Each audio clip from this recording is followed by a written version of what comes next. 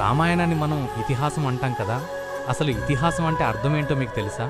చాలామంది ఇది కేవలం ఒక కథ అనుకుంటారు, కానీ దీని వెనుక ఒక గొప్ప నిజం ఉంది. అదేదో మీకు తెలుసా? అయితే చివరి వరకు వీడియోని చూడండి.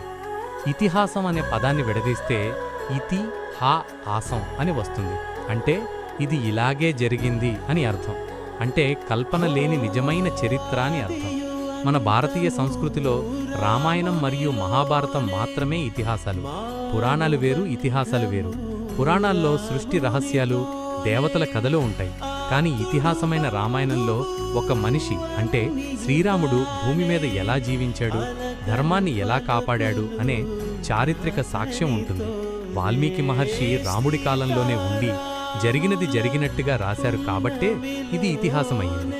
కాబట్టి రామాయణం కేవలం ఒక పుస్తకం కాదు, అది మన పూర్వీకుల అసలైన చరిత్ర. ఈ విషయం మీకు మున్నే తెలుసా? అయితే కామెంట్ చేయండి.